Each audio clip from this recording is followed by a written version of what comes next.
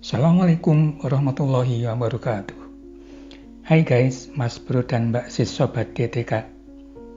Selamat berjumpa dengan saya, Bang TJ di channel kita DTK alias Dunia Teknik Kimia.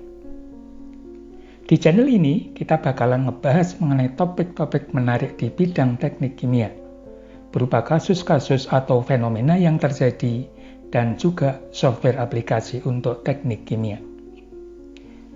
Channel ini ditujukan khususnya untuk para mahasiswa dan praktisi bidang teknik kimia atau siapa saja yang tertarik dengan bidang teknik kimia.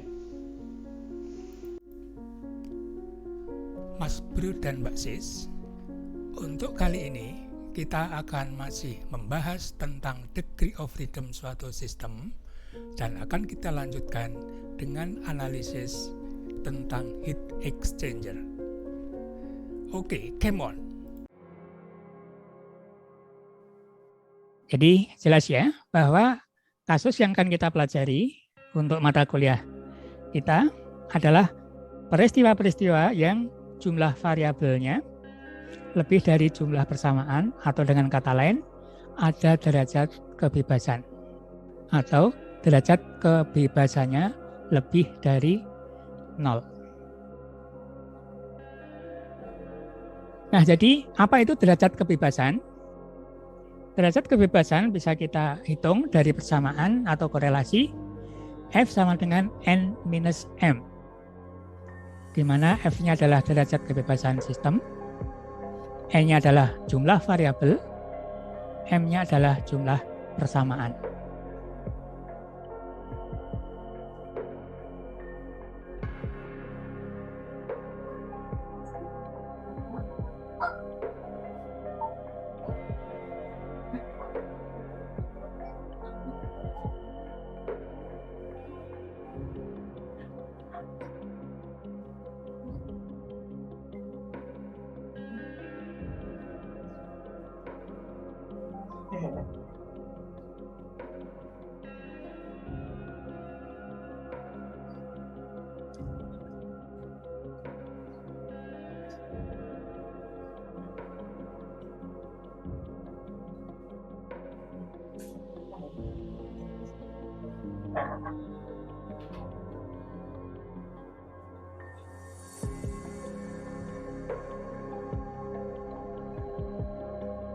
Jadi misalnya kita punya sistem yang saudara kenal dengan mudah.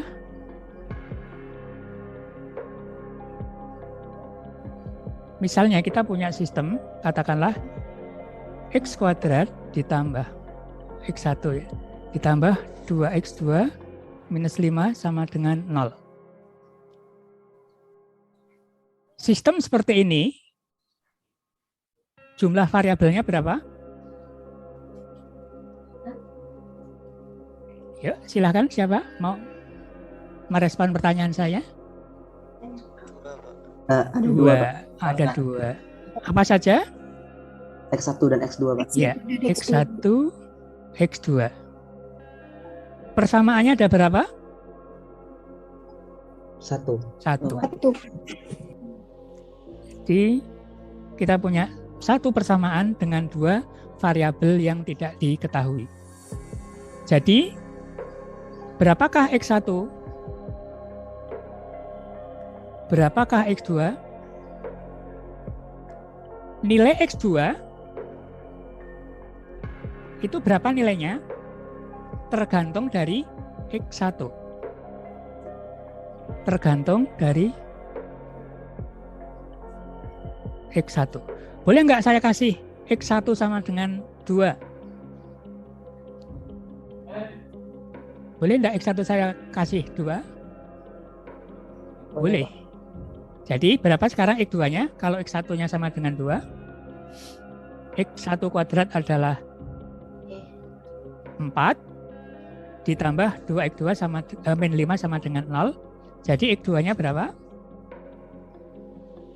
Setengah, Pak. Ya. Kalau X1-nya 2. Kalau X1-nya sama dengan 1, Berapakah X2-nya? 2, Pak. Ya, 2.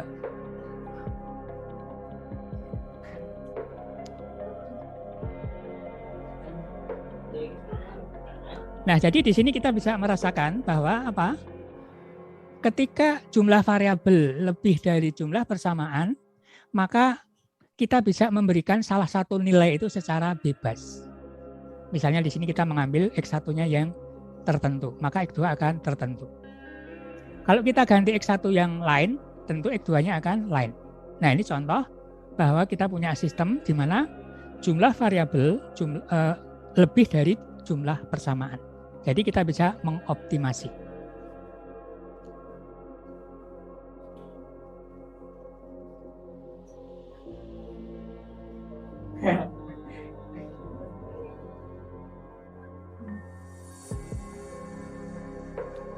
Nah, desain variabel tersebut nanti kita simbolkan dengan D. Kemudian variabel yang terhitung kita simbolkan dengan S. Contoh tadi, desain variabel kita adalah apa? X1. Kemudian variabel yang terhitung apa? X2. Karena kita pilih X1-nya. Boleh nggak memilih X2 yang dipilih? Boleh. Kalau X2 yang kita pilih sebagai desain variabel, maka nanti yang menjadi terhitungnya adalah yang X1. Jadi, desain variabel akan kita simbolkan dengan D, calculated variabel kita simbolkan dengan S. Nah, desain variabel nanti bisa dipilih secara bebas. Secara matematik, dia bisa kita pilih secara bebas, tetapi harus memperhatikan batasan yang ada. Nah, sebagai contoh, saudara akan merancang pabrik di Indonesia. Salah satu desain variabel yang boleh dipilih secara bebas adalah air pendingin. Bolehkah saudara menggunakan air pendingin bersuhu 25 derajat Celcius?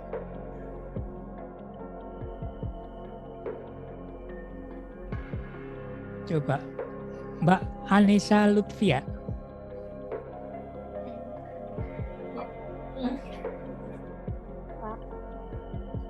Ya, silahkan Mbak. Masa sih? Halo, suaranya belum masuk? Iya, Pak. Gimana, Pak? Udah boleh, Pak? Boleh, ya. Kenapa? Dan alasannya apa? Karena suhu 25 tuh suhu rata-rata air di Indonesia juga, jadinya tidak usah mengatur gitu, Pak. Di mana, Mbak? Suhu 25 di mana? Gimana, Pak? Yang suhu airnya 25 derajat di mana ya?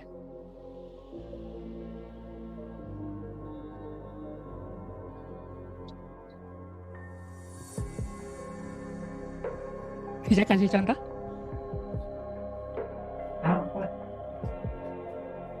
Ya, di mana?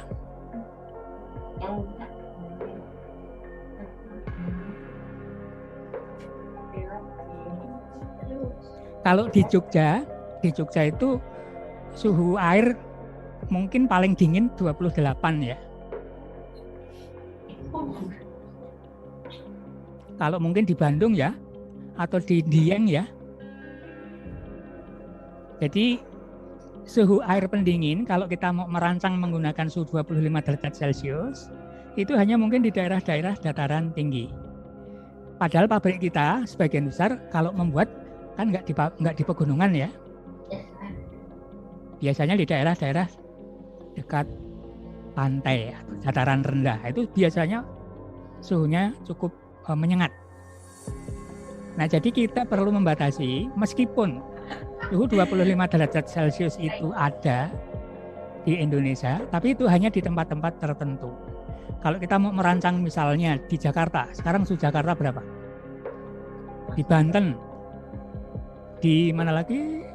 Di Serang, Cilacap, itu suhunya cukup panas. Jadi perlu kita memperhatikan batasan yang ada di alam. Nah, kalau kita rekayasa, bisa saja kita bekerja dengan suhu bahkan lebih rendah lagi, 10 derajat Celcius misalnya. Tetapi itu apa? Harus kita treatment, dan itu biayanya akan menjadi mahal. Jadi kalau kita ingin menggunakan suhu air pendingin yang ada di alam, nah kita harus mengambil suhu yang terbatas. Artinya apa? Apa yang ingin saya tekankan bahwa desain variabel yang boleh kita ambil nilainya secara bebas itu tidak betul-betul bebas. Akan ada batasan-batasan yang harus saudara perhatikan. Misalnya kemudian suhu fluida masuk ya. Secara matematik dia boleh kita ambil bebas, berapapun boleh. Nah, tapi ternyata dia dikirim dari alat lain, maka nilainya akan tertentu. Nah, ini contoh batasan-batasan yang akan dipakai untuk apa? Membatasi sesuatu nilai yang sebetulnya itu bebas secara matematik.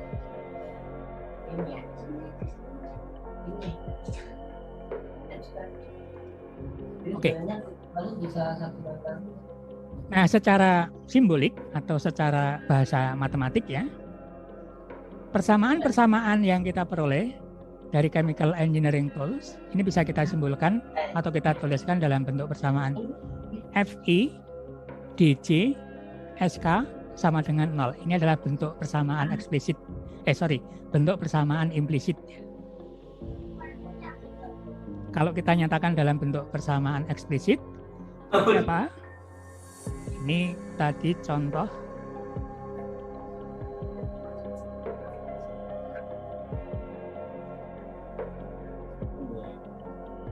Nah, kita punya persamaan ini. Persamaan 1.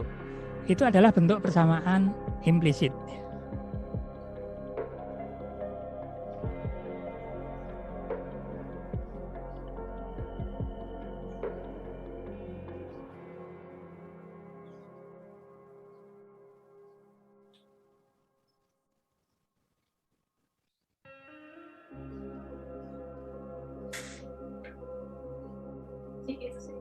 Mohon maaf, saya harus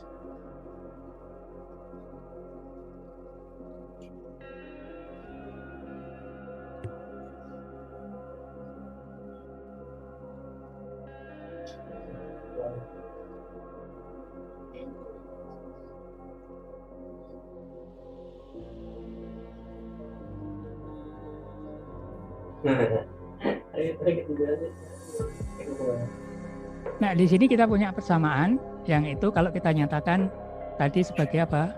F1 ya. F1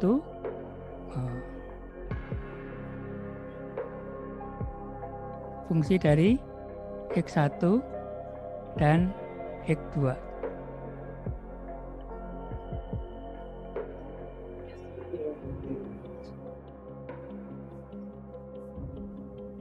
Fx1, X2 sama dengan 0.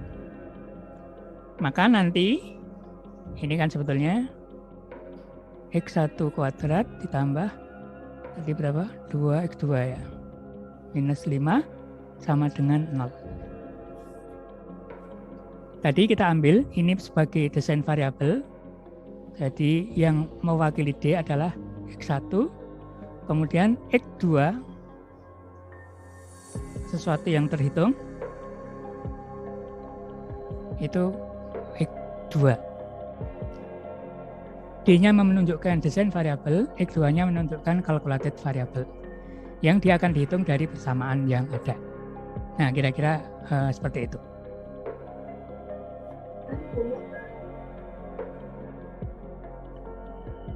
I-nya adalah jumlah persamaan yang ada sehingga dia akan 1, 2 dan seterusnya sampai M. Kemudian J-nya yang menunjukkan banyaknya desain variabel, jumlahnya adalah 1, 2, dan seterusnya sampai F. Di mana K-nya adalah variabel yang terhitung, 1, 2, dan seterusnya sampai M. Nah, karena tadi kita punya contoh 1, I-nya hanya 1, J-nya ada 1, K-nya ada 1. N-nya ada berapa? N-nya ada 2. Yakni X1 dan X2. Persamaannya ada 1, maka desain variabelnya sisa 1, yang terhitung juga 1. Nah, ini kira-kira gambaran apa itu degree of freedom atau derajat kebebasan dari suatu sistem. Derajat kebebasan atau degree of freedom F akan sama dengan N dikurang M, yakni jumlah variabel yang terlibat dikurangi dengan jumlah persamaan.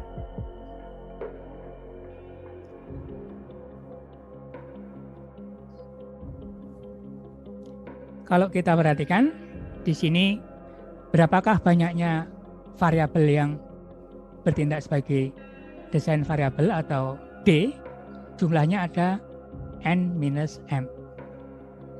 Persamaannya yang ada berapa jumlah persamaannya? M. Ini yang diwakili oleh sistem ini. Kita punya degree of freedom F sama dengan n-m.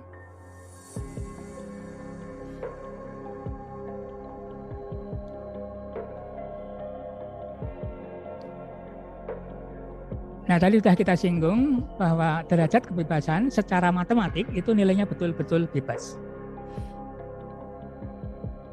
Tetapi karena kita orang engineer yang kita hidup di dunia nyata, maka nilai yang bebas tadi itu seringkali ada batasannya. Variabel tertentu itu memiliki harga tertentu. Misalnya menunjukkan adanya hubungan proses, bahkan berhubungan dengan lingkungan, misalnya ternyata kita akan menggunakan pendinginnya berupa udara luar atau udara lingkungan. Maka kita tidak bisa lagi mengambil nilainya bebas. Karena apa? Suhu udara lingkungan kita sudah tertentu. Demikian juga ketika kita mau menggunakan pendinginnya cooling water dan kita mau menggunakan air yang ada apa adanya.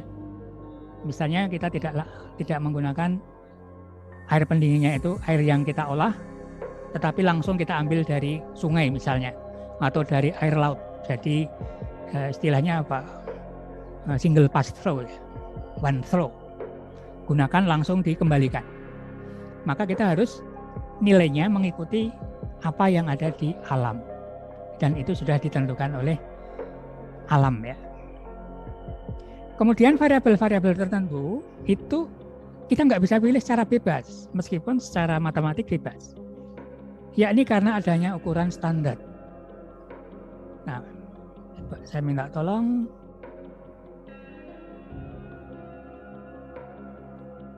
Jonathan Aldi Saputra. Coba Mas Jonathan. Oke, Pak. Coba berikan contoh variabel apa atau nilai apa yang dia itu ditentukan atau nilainya itu sudah tertentu ada di pasar. Variabel yang secara matematik dia bebas.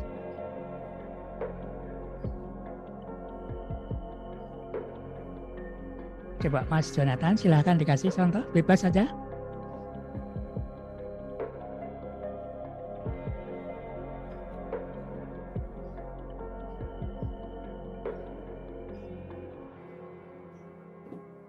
Mana Pak? Kok saya kurang paham yang dimasukkan bebas itu, Pak. Oke. Sekarang coba saya tunjukkan.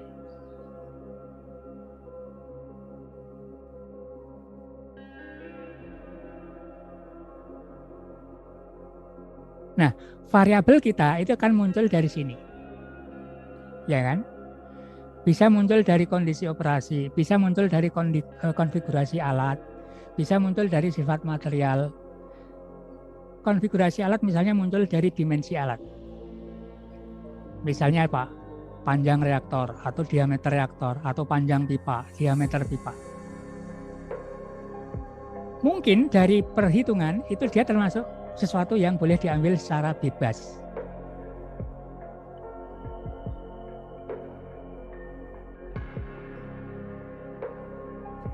Harusnya kita bisa mengambil secara bebas. Misalnya tadi X1 tadi. Nah, tetapi ternyata variabel itu di pasaran itu nggak betul-betul bebas. Nilai yang ada itu nggak betul-betul bebas. Nah, contohnya Mas. Tadi sudah saya singgung. Terkait dengan dimensi alat.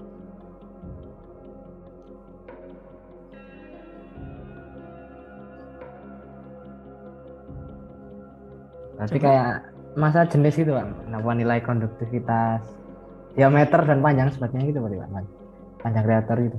Nah, misalnya saya minta salah satu saja. Coba Panjang variabel reaktor aja, Pak. Panjang reaktor. Boleh. Panjang reaktor. Bisakah reaktor kita hitung atau kita buat secara bebas? Boleh nggak saya buat reaktor 10,1, saya buat reaktor 15,1, 15,2, 15,5, bisa nggak? Panjang atau tinggi reaktor? Bisa kan, mungkin ada konsekuensi tertentu, Pak. Oke. Jadi ada secara matematik itu betul-betul bebas. Kita bisa bekerja dengan bilangan pecahan. Kalau masalah tinggi, secara hitungan bisa bebas. Bisa ya? Bisa. Nah, cuma nanti akan ada batasan-batasan tertentu yang mungkin menyebabkan apa? Kita tidak boleh menggunakan nilai itu. Oke, bisa ya? Mungkin akan lebih jelas sekarang yang aja Mas. Ketika saudara merancang HE, itu di dalamnya ada apa? Koefisien termal. Bukan dari sifatnya. Sekarang HE itu yang contohnya cell and tube heat exchanger, itu di dalamnya ada pipa ya, ada tube. Oke. Ketika saudara mau merancang HE, apakah diameter tube di dalamnya itu boleh diambil nilai sembarang?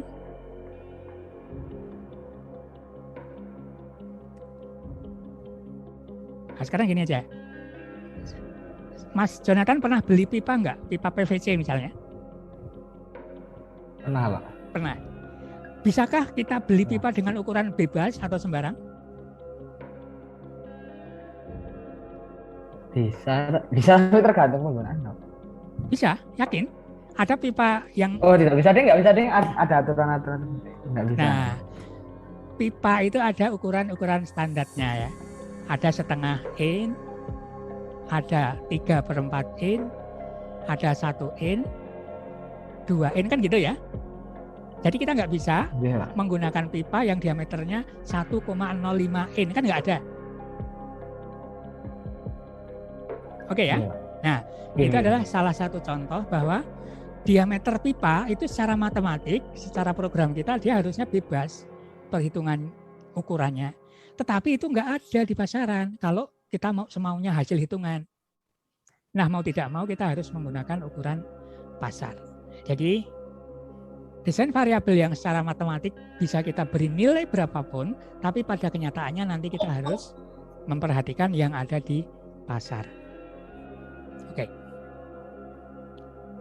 Kemudian desain variabel juga akan kita manfaatkan atau diatur tidak lagi bebas karena adanya apa? Adanya kepentingan-kepentingan yang terkait dengan masalah ekonomi.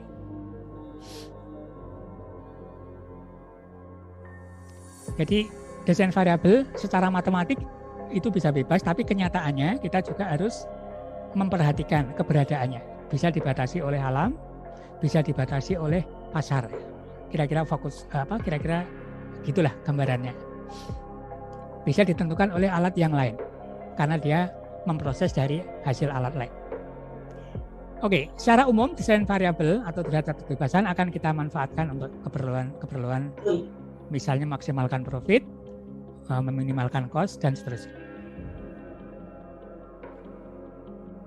Nah, contoh yang terkenal ketika saudara merancang reaktor, maka di sana akan ada desain variabel yang biasanya akan diambil atau dipilih, yakni berupa volume dan suhu operasi reaktor. Nah, biasanya variabel ini akan banyak dimanfaatkan untuk kepentingan ekonomi, tentang profit, tentang cost, dan seterusnya, sehingga desain variabel seperti ini sering disebut sebagai economic degree of freedom. Sekali lagi, ekonomi hanyalah salah satu faktor yang bisa kita jadikan indikator ya. Tidak harus selalu ekonomi. Nah, kita akan mengambil contoh untuk mempelajari atau menganalisa ya sistem yang sederhana, yakni alat pertukaran panas. Nah, di dalam menganalisis variabel apa yang perlu atau yang kita libatkan, itu sekali lagi sangat dipengaruhi oleh cara kita mau menganalisis.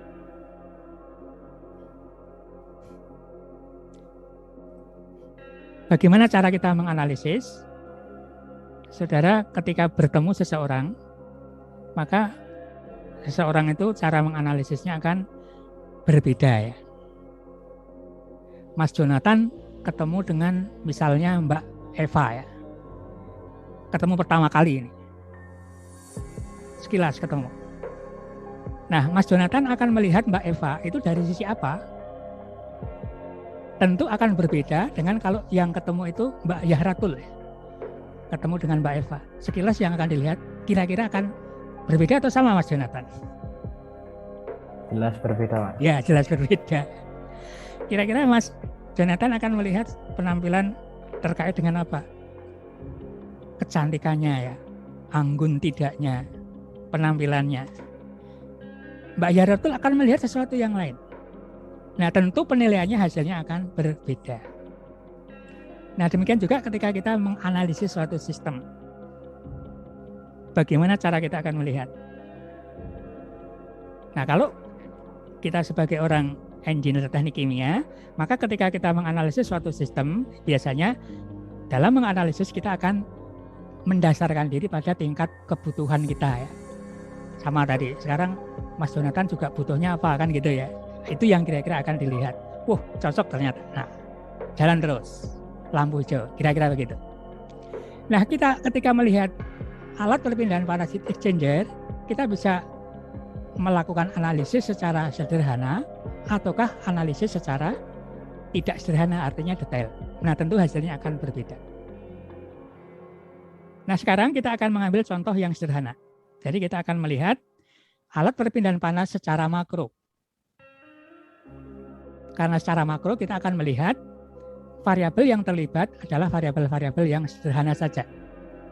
Yakni kita hanya akan melibatkan apa? Namanya perpindahan panas, berarti kita melibatkan apa? Pertama, jenis HE yang akan kita gunakan. Karena jenis HE banyak ya. Saudara mengenal adanya cell and tube heat exchanger. Cell and tube heat exchanger saja bisa dipecah menjadi berbagai kategori. Kemudian ada U-type heat exchanger atau double pipe. U-type beda ya dengan double pipe. Double pipe adalah pipa anulus. Jadi bermacam-macam ada jenis HE. Nah, kita bisa memilih misalnya mau menggunakan jenis yang apa. Kalau pipanya kecil atau sedikit, nah biasanya kita akan memilih yang jelas lebih murah, biasanya jenis apa? Double pipe atau U-type. Tetapi kalau kita harus menghandle beban panas yang sangat besar, kita nggak mungkin hanya menggunakan double pipe atau U-type, tapi harus yang jenisnya cell and tube. Nah, kita akan menetapkan itu. Berikutnya, variabel apa yang penting untuk fenomena transfer panas? Tentunya bebannya itu sendiri, Q. Yakni panas yang akan ditransfer. Berikutnya apalagi yang ada? Tentu saja karena kita akan melakukan perpindahan panas, variabel yang penting berikutnya adalah luas perpindahan panas yang dibutuhkan. Berikutnya apalagi? Nah, karena kita akan memindahkan panas, maka akan ada faktor atau koefisien perpindahan panas overall. Kenapa overall? Karena kita akan melihat secara makro, secara sederhana, tidak detail. Variabel apalagi? Kecepatan massa fluida panas yang mau didinginkan. Apalagi? W2, flow rate dari stream kedua. Berikutnya, flow rate fluida pendingin yang kita gunakan. Berikutnya, flow rate pendingin keluar dari alat. Berikutnya apa? Suhu masuk T1. Berikutnya T2, suhu keluar. Berikutnya suhu fluida masuk T3. Berikutnya suhu fluida pendingin keluar T4. Dan ada variabel baru delta T LMTD.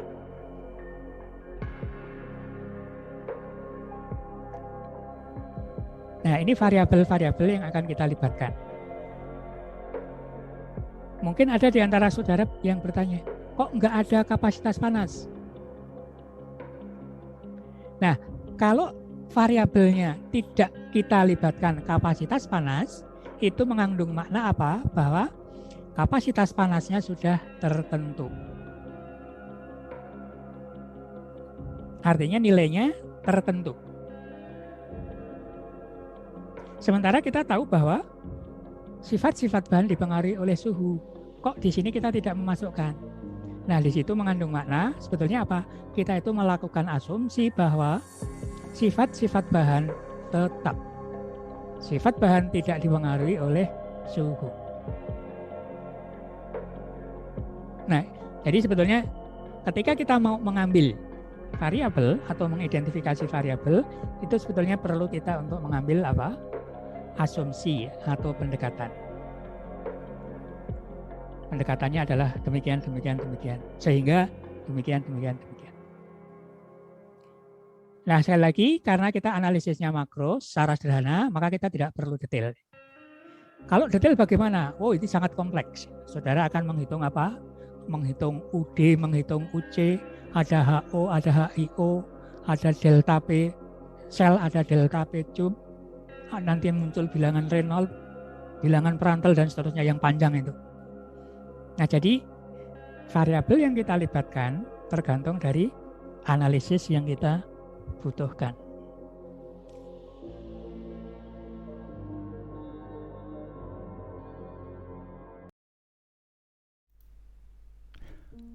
Oke Mas Bro, Mbak Sis, sahabat DTK.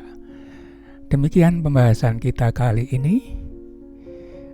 Untuk selanjutnya kita masih akan membahas mengenai alat perpindahan panas dan bagaimana cara kita menyelesaikannya.